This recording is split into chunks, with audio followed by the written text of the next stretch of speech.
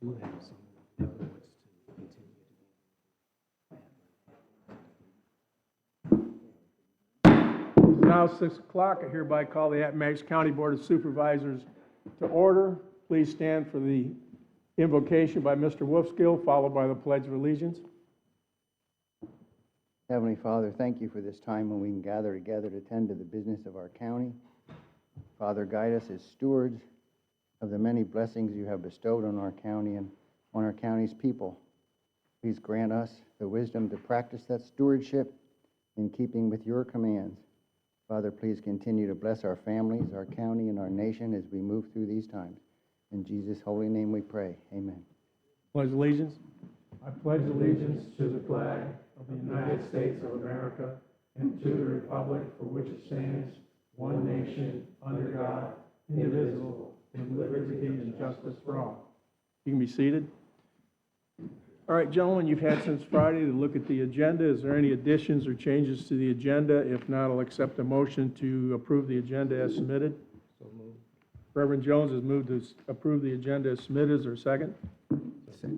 Mr. Hips has seconded.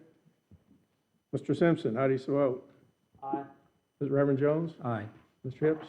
Mr. Wolfskill? Aye. I vote aye also. The agenda is approved as submitted.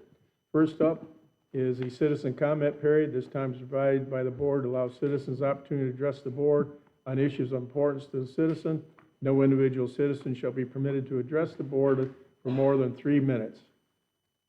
And we have two people. First up, Ms. Audrey Johnson, if you go to the podium and state your name and address, please.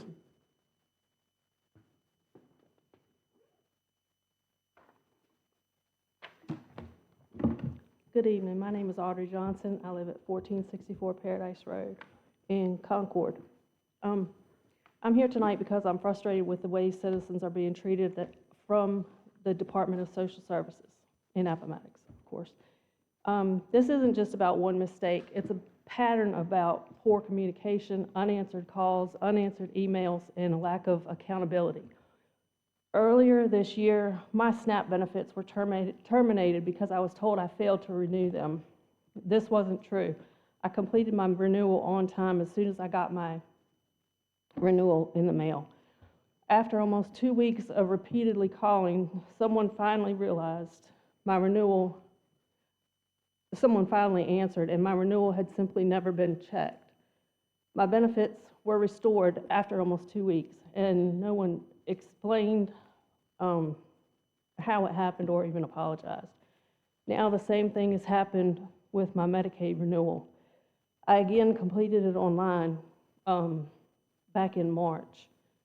I think she said today it was done and it was mailed out. Yet my disability payment, I found out Friday, has been reduced by an amount of $400 because my Medicaid was not listed. After repeatedly calling, I was finally able to speak with someone who, sorry, I'm nervous, told me that they couldn't find my renewal and I'd have to do it again. I asked her if this would reinstate my disability, and she laughed at me today and told me, well, in theory it does. This is not acceptable. This is not acceptable, an acceptable way to answer someone whose income is on the line. I also questioned whether priorities are in where they should be in the office.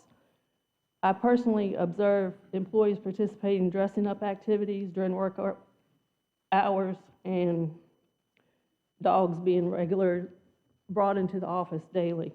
Meanwhile, citizens struggle to get their phone calls answered and regular emails answered and returned. We wait days and weeks for help with benefits that we depend on. I know I'm not the only one. I've spoken to friends and family and other residents, many other residents. I'm online a lot. I'm a digital creator. And other residents who have experienced many problems like this. The people of Appomattox deserve better. We deserve professionalism, timely communication, and employees who understand that the services they provide can make differences in someone paying their bills or going without food or medical care. $400 a month drop in my disability makes a difference, a huge difference in whether I eat or pay my bills. My question to the board is simple. Whether it's going to be done, what is going to be done to improve accountability and customer service at the Department of Social Services so the citizens of Appomattox receive the services they deserve. Sorry, I'm not used to speaking to people. I'm used to speaking behind the camera. I've left numerous messages, some to people on the board today that don't get returned. I'd like to hear back from the people I've left the messages to. Have a good night, y'all. Okay, thank you. Thank you for that report of your experiences. Next up, Mr. Matthew Mitchell. Please go to the podium, state your name and address, please.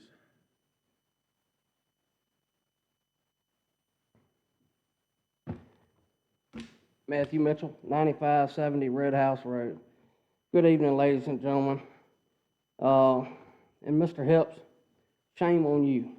I watched you run for your position because of a trash transfer station going behind your house, but yet you've yet to speak up on this data center. That's going to affect many in this county. All y'all need, I mean, seriously, all y'all need to stand up. I mean, if y'all think that's what's best for this county, it's because of poor leadership. That's why. Y'all allowed us to get in a deficit of debt that we can't get out of. And now y'all want to bring something to disrupt the life of this county. It's bull crap. Ms. Adams, let's talk about you. Let's talk about how I went to you and John Vanoy multiple times about a dispatcher that you have. About her giving me information about multiple cases, which I've stated verbally, and they've all been true. One thing I've learned about Appomattox County is y'all allow crooked individuals to stay in their position to prove people wrong or try to prove people wrong when they're right, and it ain't working. Everything I have said about this county, about particular people in this county, has been true, okay? Y'all need to start doing your jobs, all of y'all, every single one of y'all, all of y'all. Y'all need to start doing your jobs, standing up. Is it not true that in a dispatcher's contract that she's not allowed to divulge information? Why did I know information from Donald Hemingway before he ever went to trial? Why did I know information about Amanda Turner when she never, or her spouse, for child sexual abuse that was reported by middle school, why was she never charged? You let one of your employees tell me information that I should not know, okay? And y'all hid it up until January of this year so she could get a job at Farmville. Shame on y'all. This is the problem with the trust in this community. We don't have it for y'all. Y'all have a good evening. Thank you, Mr. Mitchell. Does anyone else would like to speak for the board at this time? All right, we'll move to the next item on the agenda. This time we have appearances. These are scheduled times. Are the board allow citizens organization outside of county government to discuss matters of importance to the board. First up is Ms. Alicia Wright, Director of the Appomattox Department of Social Services. I request her to appear before the board to provide an update on DSS services.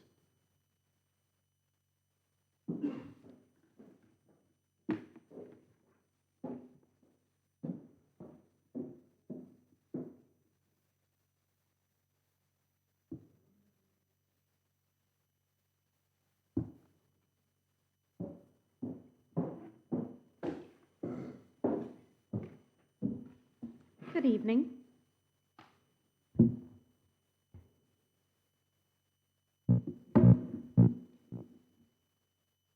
Tonight I would like to share some critical points regarding my first year of service as Director of Social Services for Appomattox County.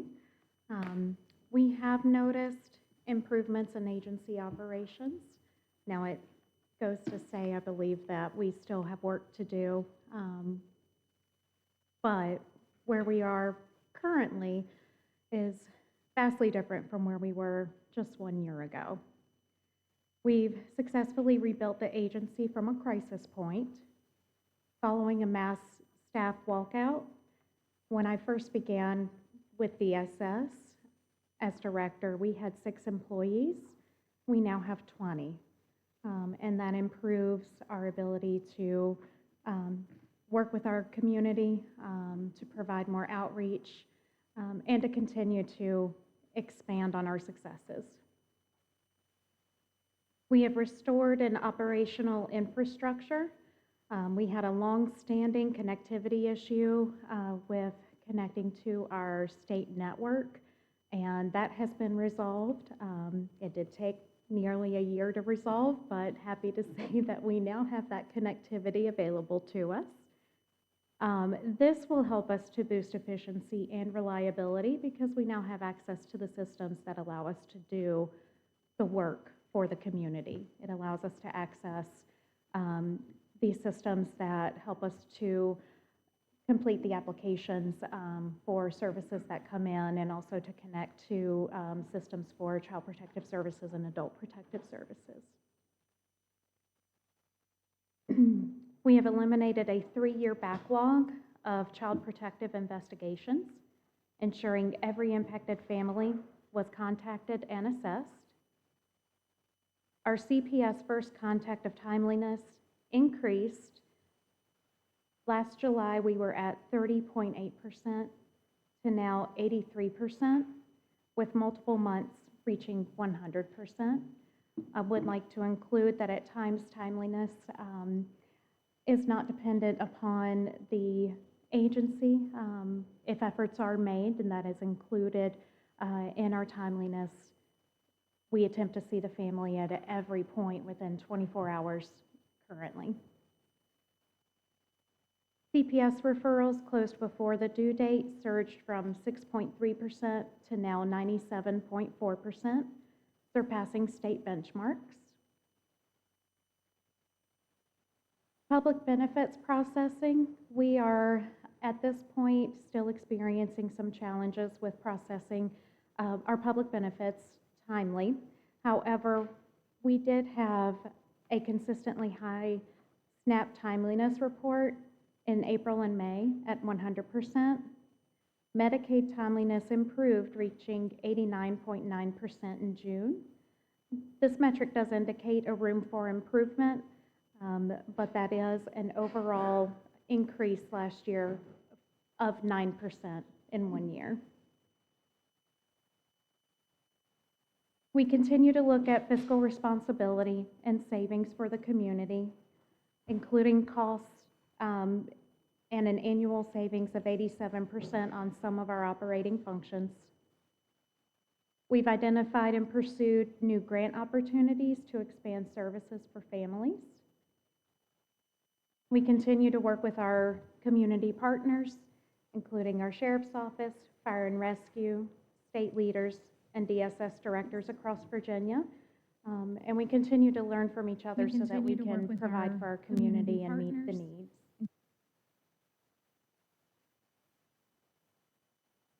Over the Christmas holidays, we served 52 families and 133 children for the Toys for Tots operation with the Marines. And for Angel Tree, we were able to serve 29 families and 74 children.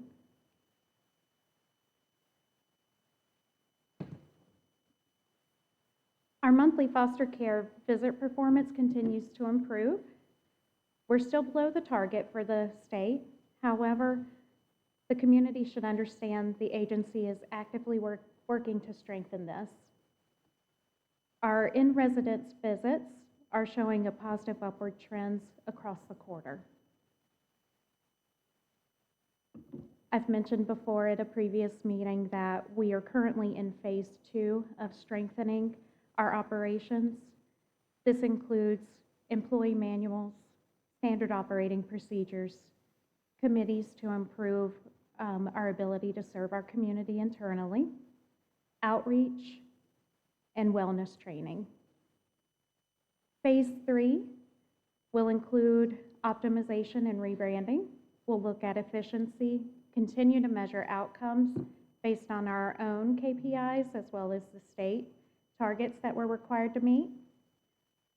And we'll launch a department brand that reflects a new culture and standards of excellence. I'm extremely proud of the team that we're working with. We have an entirely new set of employees who have come in and trained with us. And at this point, it's time to work on our operations and get us to the point where we're not only successful with our targets, but we are operating in excellence. As director, I value dignity, respect, compassion, accountability, and timely intervention as core values. And I am guiding my departments for improvements daily. I would like to remind you all that we have our advisory board meeting every 2 months on the second Tuesday at 5 p.m. Our next meeting is September 8th at 5 p.m. And during this time, I will go over more in-depth data regarding our targets for state and federal compliance and provide more information on the life of our phases and our projects. Thank you for your time. Thank you, Ms. Wright. Mr. Any Chairman. questions from the board? Mr. Chairman, Mr. Wolfkill? what she didn't mention was at the last advisory meeting, the state ombudsman was there. He's been in office since 2007, and in his entire history, he never saw a DSS department turn around as fast and as strong as ours has in the last 18 months. It was a big lift. I'm sorry for your circumstances, but I have no doubt it'll be taken care of. It's not, well, This isn't a debate. but we're talking about Appomattox. We're not talking nationally. This isn't a debate. You can discuss, I saw Ms. Wright give you her card. You can discuss those issues with her. This is not the place to debate it in this But meeting. I know the heavy lift you did, and I know that we are tremendously, remarkably better than we were 18 months ago. And everybody pitched in and everybody worked countless hours. And I greatly appreciate it because it was a mess. Thank you. We thank you for what you're doing. We realize that it may not be perfect yet, but I saw you reach out, and hopefully you can win this young lady over. Any other, Mr. Simpson? Mr. Chairman, just a in-the-weeds question on the integration, I guess, with the state. Is that did you get like a dedicated Vita internet connection, or what is that? Yes, that's exactly what happened. Okay, Yeah. so you now have independent, you're not like paying Shintel, but it's through state contract? We are required to have both. So for independent internet, we do have Shintel so that we can have general operating internet. And then additionally, we have the state network. Okay, thank you. You're welcome. All right, thank you, Ms. Wright. Mr. Chairman, Oh, Ms. Hips? I would just add, Ms. Johnson, I appreciate your bravery. I know that it takes a lot to come up there and say that sort of stuff publicly. It's very personal, too. And I do think that it's going to be, well, I know that it's going to be taken care of. Your complaints are going to be answered. But I do want to encourage you to have all of those people who are making complaints to make those complaints formally.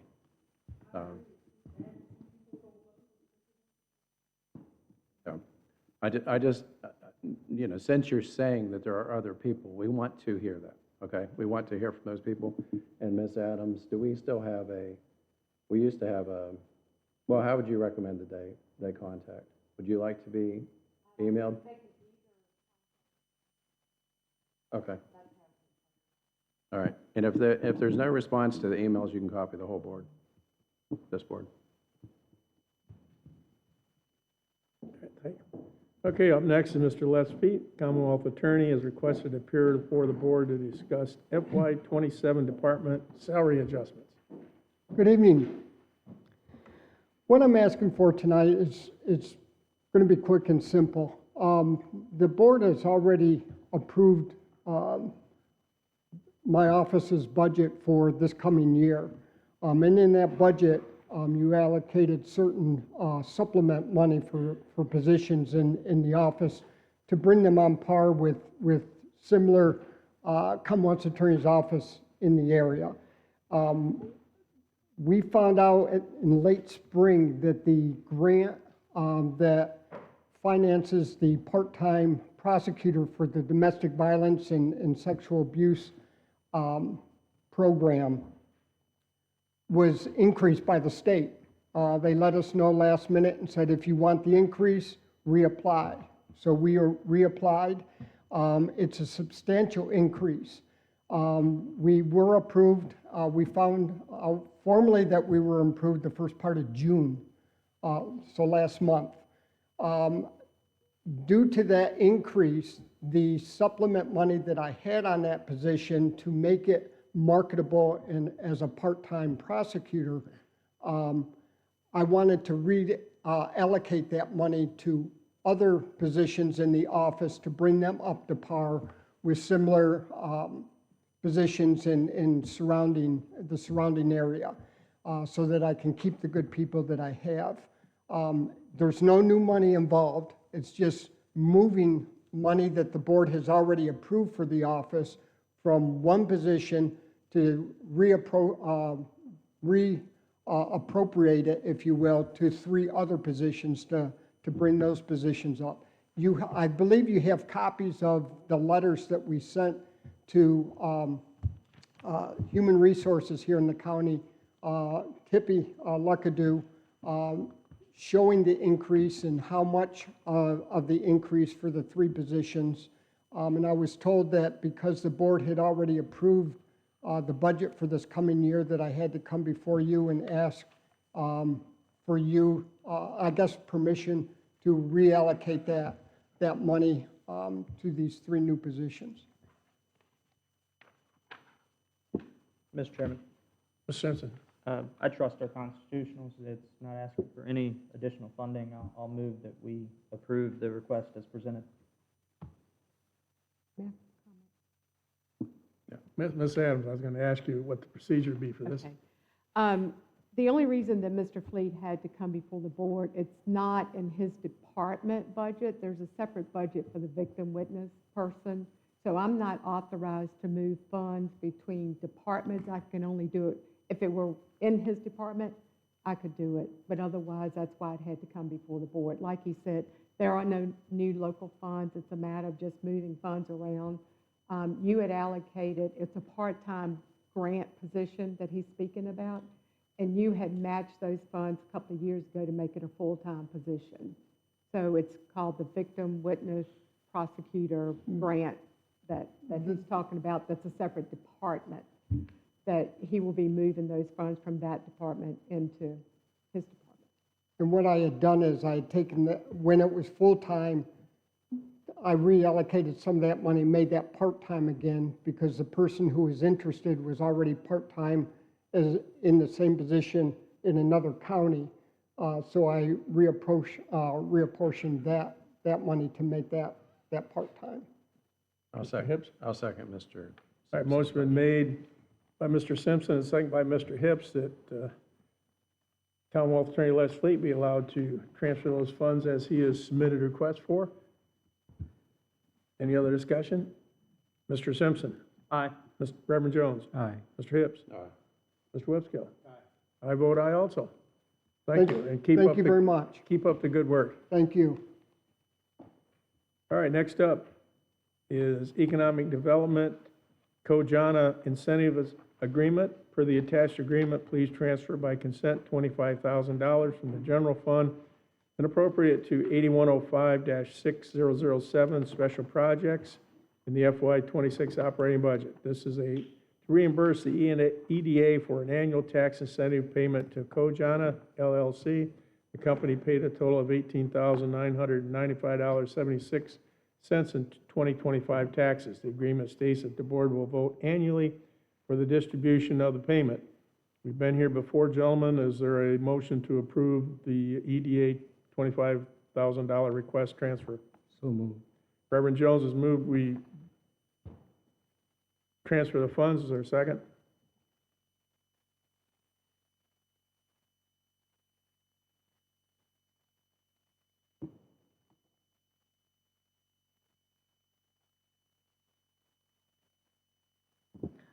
I'll second. All right, Mr. Simpson has made a second. Discussion? Hearing no discussion, I'll call for the vote. Mr. Wolfskill.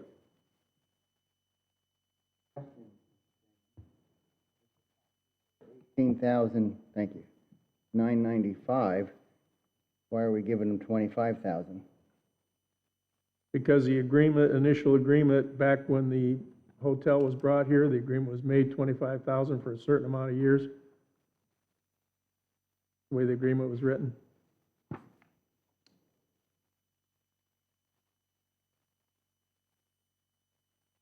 Okay. Any others? So is that a yes vote? Is that okay? How do you vote on the motion? All right, Mr. Hips? Mr. Simpson? Yes. Reverend Jones? Yes. I vote aye also. All right, next up, Appomattox County Public Schools. The Appomattox County School Board was recently notified of the adjustments that were made in the approved state budget. The approved FY27 total budget is $36,875,530, which has increased the local match to $9,641,079, which is a difference of $252,803 from the previous appropriated amount. Dr. Tibbs is requesting that the board consideration of increase the local school funding for the FY 2027 budget in the amount of $253,803 to match the approved state budget that was passed in June 29 of 2026. Is there a motion to approve the increase in the school budget for 2025 or 2027 in the amount of $252,803, along with authorization for the staff to appropriate additional $646,224 to the school budget, which is the additional state funding from the state. So we have the state increase of $646,224, and we have the local match increase of $252,803. Is there a motion to that effect? So moved. Reverend Jones has moved that we add the amounts to the county budget. Is there a second?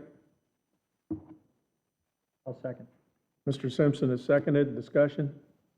Mr. Chairman. Mr. Hips? Well, Dr. Tibbs, I'm sure you didn't think you could slide through on it without a question. So I can't ignore the fact that in number 5 that we're going to be transferring excess money that you didn't spend in the tune of almost $600,000 in agenda item 5. Is there no way that you can absorb some of the, and we've had this discussion in years past for other times where we weren't able to fund the complete number. I assume in general, most times your answer is going to be that that $594,944 is spoken for. But I'll give the opportunity. It would be nice if we could offset $250,000 that we are not getting, that we have to come up with. If that is the will of this board, that you all would like for us to entertain that, we can entertain that, as we have done in the past. We also, because that number 5 is asking for is from FY25 fiscal year. We also project that we're going to have a little bit of carryover from FY26. So once the audit is done for FY26, we could look at potentially reappropriating some of that money into the FY27 budget, which is what we did, I think it was 2 years ago, so that we can do that. It's all local money, so it's just a matter of how we adjust and how we move. We would like to get, as we did those couple years ago, getting this money, however we partner together to do it, allows us to take advantage of all of the incentive programs and all of the lottery-funded programs, which allows us to get that full $646,000 in additional money from the state. I have to certify to the state that the locality is going to give us that money in order for us to start getting the deposits to equate to that $646,000. How we partner and come up with that is something that the two boards, and myself and Ms. Adams, figure out. Ms. Adams, any suggestions there? Well, I think he mentioned looking at the excess funds they'll have at the end of FY '26, which will be later on into this fiscal year, but as long as we handle that agreement within this fiscal year, I think we're good with your certification, correct? Certainly. The only thing it will do will reduce the amount that you would typically put into their CIP fund from end-of-year savings. Mr. Chair, Ms. Simpson? do you know what the current balance of your CIP is? It's about 800,000. And are you using that essentially for incremental capital projects? And it's generally far too low to do construction, but Correct. replacement of an HVAC unit or? Correct. Like, for example, this summer, we have replaced some flooring in some of the schools, which is a high dollar item, and various other projects that typically you can't afford to do out of the general fund, and so you go to CIP to do that. The parking lot across the way needs to be resealed and relined and things of that nature, because with DSS coming back, as Ms. Wright talked about, there's a lot of traffic coming through that parking lot, and one of the things that we've noticed is we need to put some directional arrows so that there's a one-way lane of travel around the building. So it's those types of things that money is used for. And does the school board keep an active CIP plan? We do. With projects? Mhm. Okay. That would be interesting to see. Would be Okay. very helpful. Mhm. All right, any other further discussion? Call the question, Mr. Simpson? Aye. Reverend Jones? Aye. Mr. Hips? Mr. Whipskill?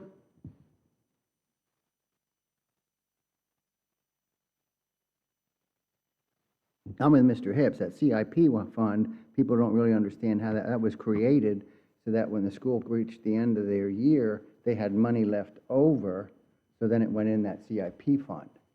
So it is money that the county taxpayers already gave, and it's not like it's called the CIP to be the capital improvement project, which originally, long before I was on the board, I believe, Ms. Adams, when they wanted to take money out of the CIP, they had to come get the board approval.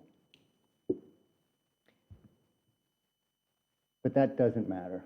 But I'm with Mr. Hips. Can't we at least split the difference?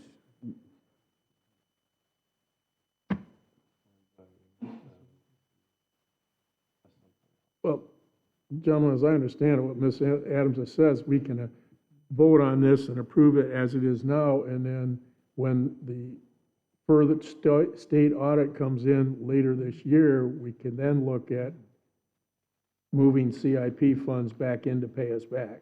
Is that right, Ms. Adams? We can do it either way. We can do it at the time that the end-of-year savings has been audited, where we know what that amount is. We would just reduce the amount by this much that we would pay back to the school, is what I was thinking. But if you wanted to do it that way, you could front the money, and then with their approval, then you could reimburse the county for that amount. So, or Mr. whatever. Attorney, would we have to include in our motion that the funds are going to be coming from the CIP, or can we pass the motion the way it was submitted and vote it later on about the CIP funds? Well, you've already called the question on the motion. So I think that You're right. if you wanted to make any adjustments to that, that would have to be a further discussion of the board member who made the motion to make any additional changes. Mr. Chairman, Ms. Simpson? if I may ask a question, is that in order for this point? Do what? Would it be in order for me to ask another question at this point, or do I need to? Go ahead and ask my question. Is there a clawback on state categorical aid or any of the aid that we received in the previous fiscal year if we were to not allow you to keep the $594,000 as retained CIP? Okay, so that could return to the general fund. And in absence of us acting, Ms. Adams, how long can this $594,000 sit in limbo from a good accounting practices standpoint? As long as you would like it. It's just a local MOU between the schools and the county. And- And it's been audited is why it's coming before you now, because the end of that audit period is over. You will have to reappropriate that money regardless of when you do it. Okay. And you presently have 800,000 in your CIP. Mr. Chairman, if I could categorize or contextualize, I guess, this vote, if we vote to approve this motion as presented, that allows us to get an extra 600 grand from the state. We can table this until if we need a further discussion about their CIP or some split or return to the general fund of some monies to cover this 300,000.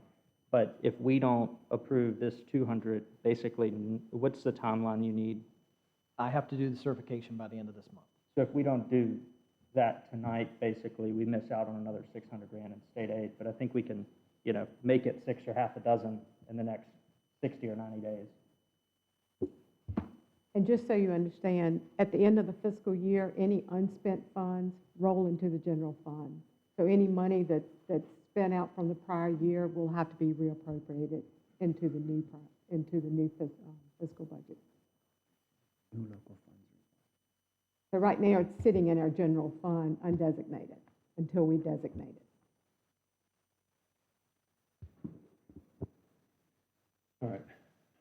Point of clarification then, just to be sure, so I can recall my vote.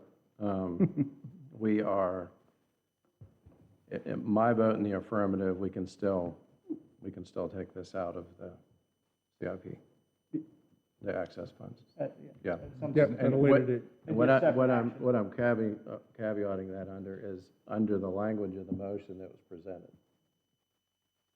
And to provide clarification, I think what Mr. Simpson is saying, you can continue the vote on this motion, and when you get to number 5, that one would be the one that you would table and not. All right, that's fine with me. I'll vote aye. And I vote yes also. All right. So you can certify the funds, Mr. Tibbs. Thank you very much. Appreciate it. All right, next up is the school appropriation request for FY 2026 end-of-year spending CIP fund. Per the agreement between the school board and the Board of Supervisors, the school end-of-year contribution savings will be transferred to the school capital improvement fund after official audit is performed and reported to the Board of Supervisors. The amount of year-end savings verified for the FY 2025 audit is $594,944. Attached for the board's review is a letter from Dr. Tibbs requesting the balance of unspent funds be transferred to the school capital improvement fund. And based on what I hear from the board, and I can table that as chairman till the next meeting. Okay, that's been tabled to August. All right, next up, request for 1.5 COLA increase in the FY 27 budget. The board approved and appropriated a 2% cost of living adjustment COLA for the county employees based on the state's recommendation for the employees, effective August 1st, 2026. The county aligns with the state's recommendation for the annual COLA increase. When the governor signed for the final FY 27 budget bill on June 29, 2026, a 3.5% COLA was included for state employees. Department heads are requesting the board consideration to approve additional 1.5 COLA increase for county employees, totaling 3.5% for COLA employee increases. Staff recommends consideration approval of the 1.5 COLA increase for a 3.5% total for the county employees effective August 1, 2026. The additional 1.5 request for salary and benefits is approximately $100K. Gentlemen, we've done this for our employees in the past. I'll accept the motion to approve the additional COLA increase. Mr. Chairman, I'll make that motion. Reverend Jones has made the motion to approve the 1.5 additional COLA. Is there a second? I second. Mr. Wolfskill seconded. Discussion? Mr. Simpson? Aye. Reverend Jones? Aye. Mr. Hips? Mr. Wolfskill? Aye. I vote aye also.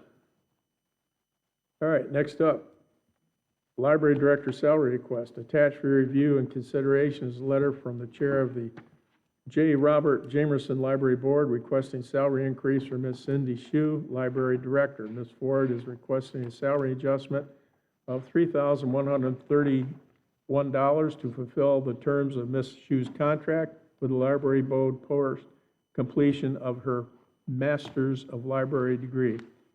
Staff recommends consideration of Ms. Ford's request to adjust the library director's salary to $56,600, an increase of $3,131. If approved, an additional appropriation of $822 is in order to pay benefits associated with the increase.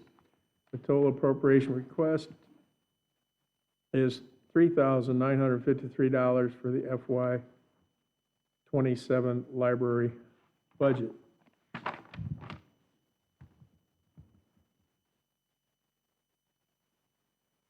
Ms. Ford, I have a question for you. She's not here. Okay. Shucks.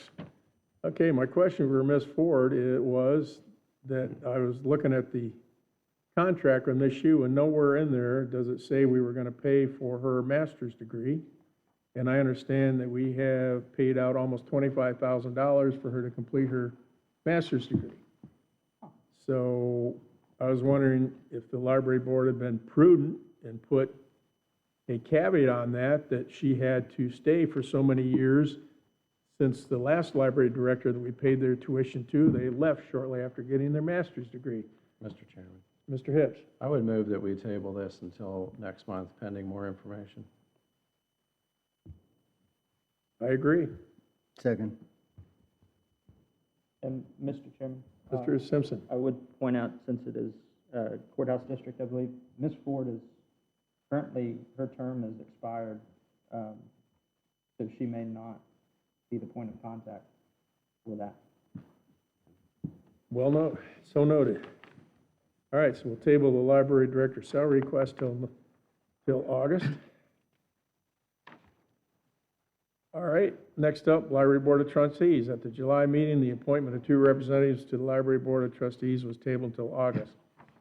Please appoint a representative for the courthouse district. This is July. This says it was tabled to the August meeting. Typo? Typo. Mr. Chairman? Ms. Simpson? I apologize, but this is just on the previous point. I noticed right before coming into the meeting, Ms. Adams had sent out a scanned letter, and it might be what you have a printout of. Yes, sir, I believe it's that. Does anyone here know, Ms. Adams, it says at the bottom, it was that the library board may apply for a fellowship for a staff member to pursue a Master of Library Science from an accredited institution using state aid funds. Was that payment made with state aid funds? Okay. Huh. I can speak to that. It's a fellowship fund that typically, when you receive state aid funds, it pays 17% of the director's salary.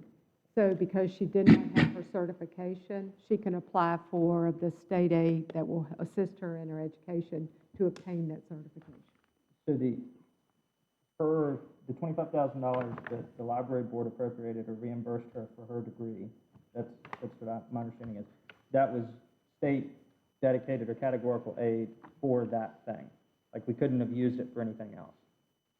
My understanding, yes, we could have used it for other programs because Okay. it's part of that state aid allocation that could not be used toward the director's salary.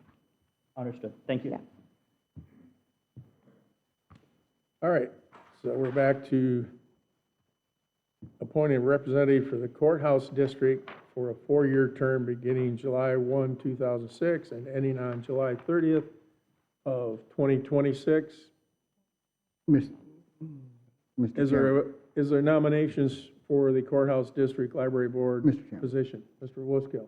I nominate Mrs. Adam Scott for the courthouse district position of our library board. Mrs. Adam Scott? Okay, is there any other nominations? Amanda Scott. Oh, okay. What you're saying now, Scott. Any other I did. nominations? This is for the Mrs. courthouse district. Oh, okay. So, all right. All right, now, are there any other nominations for the courthouse district? Is there a motion to appoint? I'll second Mr. Wolfskill's nomination. Well, it'd be an appointment, not a nomination. If he wants to appoint her, we have to have a motion to appoint. Mr. Chairman, Ms. Simpson? just for clarity of the record, It was my motion He to made the appoint her. motion to That was my. Okay, I'm sorry, I I'm didn't hear that. seconding his could I motion. just get clarity on the name again? Mrs. Amanda Scott. Amanda Scott. Yes. All right, motion's been made and seconded to appoint Mrs. Amanda Scott as the courthouse district representative on the Appomattox Library Board of Trustees. Any further discussion? Mr. Wolfskill. Aye. Mr. Hips. Reverend Jones. Aye. Mr. Simpson. I trust the rest of you, so I don't know this person. Okay, so that's an aye. Aye. And I vote aye also. All right, new courthouse district representative will be Miss Amanda Scott. All right, next up is to appoint a library representative for the Piney Mountain District. Is there nominations for the Piney Mountain District Library Board Representative? Mr. Chairman. Mr. Reverend Jones. Yes, I was contacted by two people, Pastor Ramon and also Mrs. Madeline Abbott is interested in being reappointed. She contacted me and she wanted the board to know that she was not aware of some of the displays that was placed in the library. And she is interested in being reappointed. All right, Mr. Reverend Jones has nominated Ms. Abbott. Is there additional nominations? Mr. Chairman, Mr. Wolfskill? I nominate Reverend Dr. Paul Michael Raymond for the Piney Mountain District position for our library board. All righty. Under the Robert rules, first nominated is the first to vote on. So is there a motion to appoint Miss Abbott, I get my A's mixed up, Miss Abbott to another 4-year term at the board? Is there a motion to that effect to appoint Miss Abbott? I'll make that motion. Reverend Jones has made a motion to appoint Mrs. Abbott to a 4-year term. Is there a second? I'll second. Mr. Simpson says seconded. So a motion's been made and seconded to appoint Mrs. Abbott to additional 4-year term as a Piney Mountain District representative on the library board. Any questions? All right, call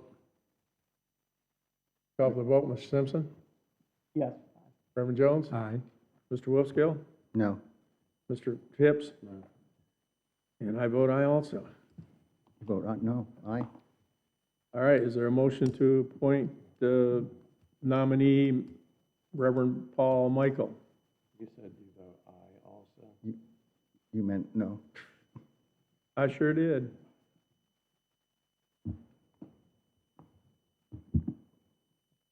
Huh. It's okay. Mr. Chairman, where do we Mr. go Simpson. from here? So now we vote on Reverend Doctor.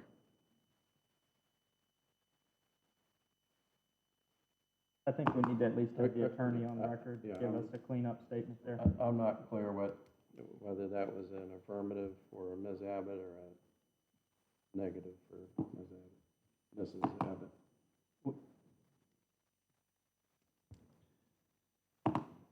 That was, I meant to be a negative, if I can recall my vote, but I go with what the attorney rules. I do not recall whether or not you made it official that the appointment was approved. I don't think you got that far, so I think that you can recall your vote and change it. All right, I'll recall my vote and say nay to the appointment of Mrs. Abbott. So that brings the next nominee up. Is there a motion to appoint Mr. Raymond? I make that motion. Mr. Wolfskill's made the motion to appoint Mr. Raymond. Is there a second? Second. Mr. Hips has seconded. Discussion? All right, call the question. Mr. Simpson? Aye. Reverend Jones? No. Mr. Hips? Aye. Mr. Wolfskill? Aye. And I vote aye also. So Reverend Paul Michael Raymond is the new Piney Mountain District representative. All right, next up, Central Virginia Community College Board. Please appoint a representative to serve on the Central Virginia Community College Board. Dr. Jeffrey Grant has completed his second consecutive 4-year term. Therefore, he's not eligible for reappointment at this time.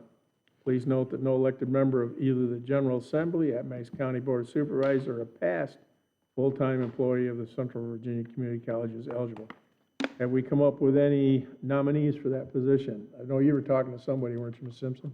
That individual wasn't interested. I have two others that I'd like to reach out to if we don't have a name at this point, if nobody else has a name they'd like to recommend. Both of them were longtime school teachers who have recently retired, and I think either one of them would be great candidates, but I just haven't asked them yet. All righty.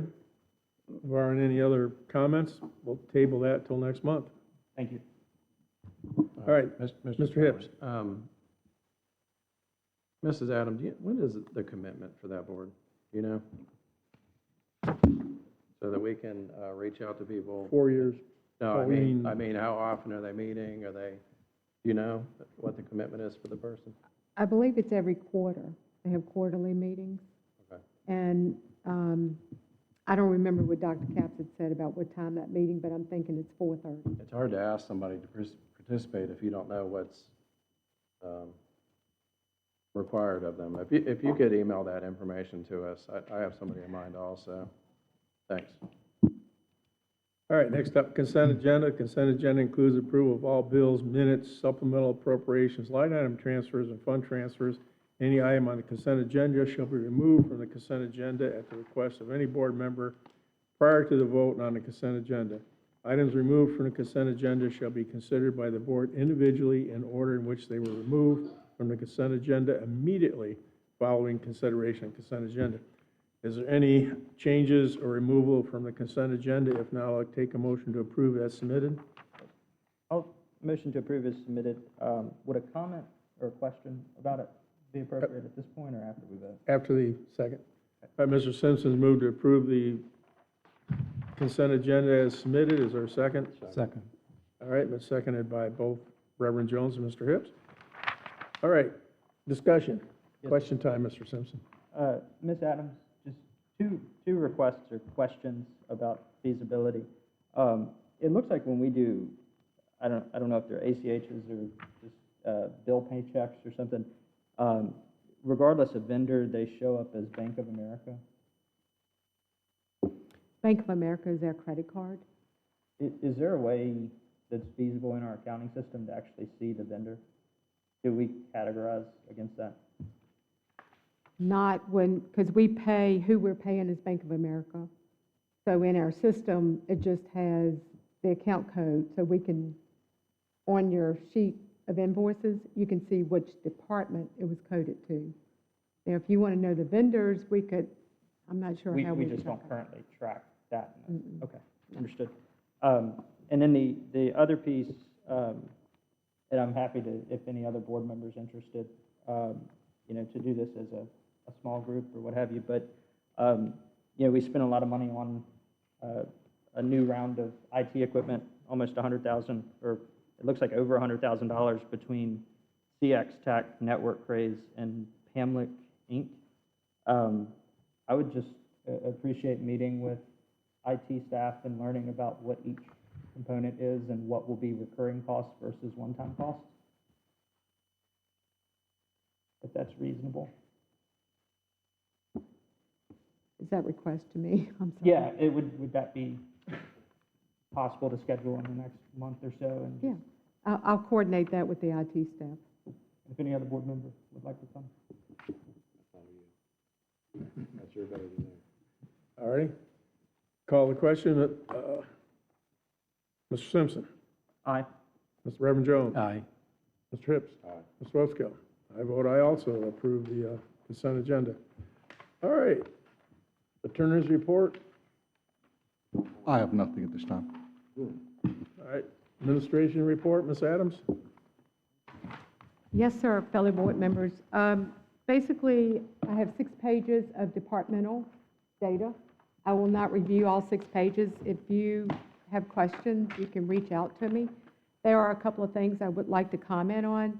First of all, I'd like to congratulate Nathan and Kaylee on the birth of their new child yesterday. Congratulations to the new member of your family.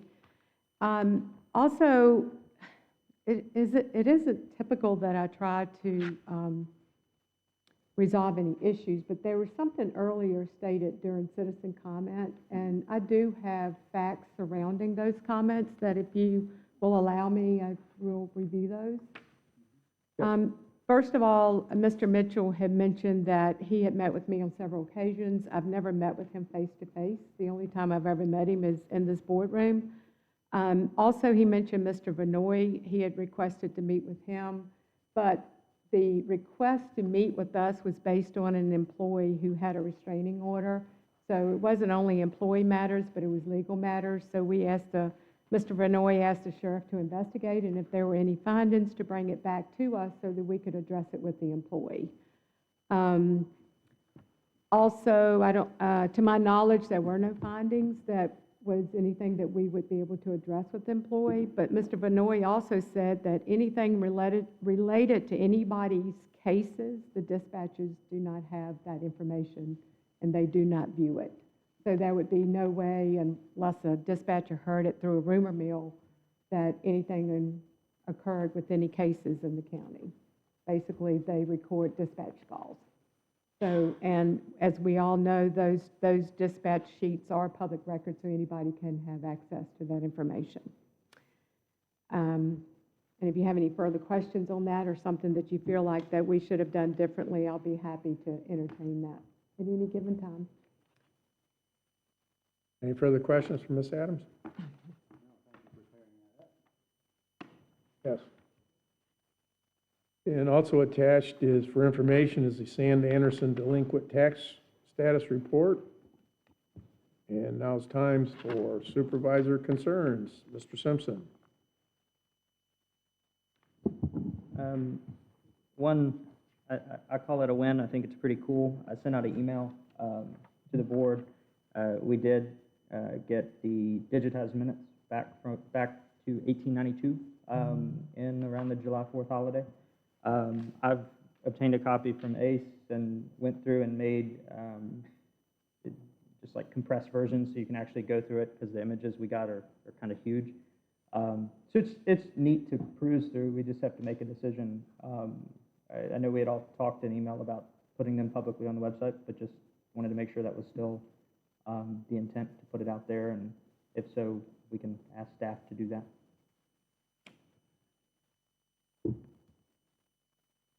Yeah, that would be interesting, that history. It's neat. Yeah, about a quarter of them are handwritten in script, and so they take a minute to parse. But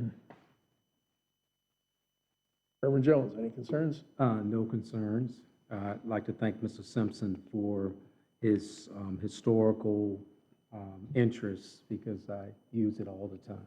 Thank you. Mr. Wolfskill. Mr. Hips. Just an ongoing concern with something that's happened for years, which is unfunded mandates on the county, this time to the tune of $350,000, which we have to come up with, and the way we come up with that is from taxpayer money, and that's not okay, especially when the state just said that they had a massive surplus. So those two things don't go together. I'd like to see that change. Amen to that. I can congratulate the Simpsons on their second newborn, or second child also. I echo Mr. Hips on these unfunded mandates and also things that the state's doing to us.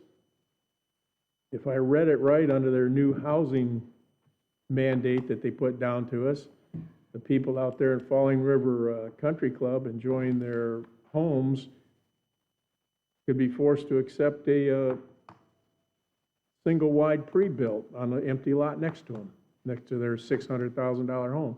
And I don't think that's right for the state to force that kind of stuff on us, but I'm not in the state. And then my other concern is how Mr. Mitchell gets by with putting just disgusting and degrading comments on Facebook about our county employees.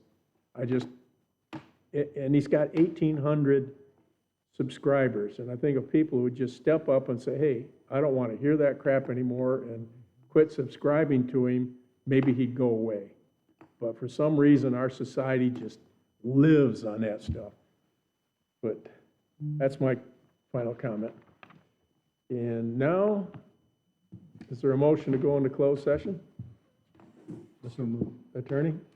Mr. Chairman, I believe that the motion would be that the Appomattox County Board of Supervisors enter into closed session for a discussion relating to the negotiation of a proposed performance agreement where bargaining is involved and where the release of such information would adversely affect the bargaining position of the county related to the industrial park, and a discussion related to the negotiation of proposed settlement and water resolution agreements relating to Region 2000 and CCUSA, both of which are pursuant to Section 2.23711A29 of the Code of Virginia.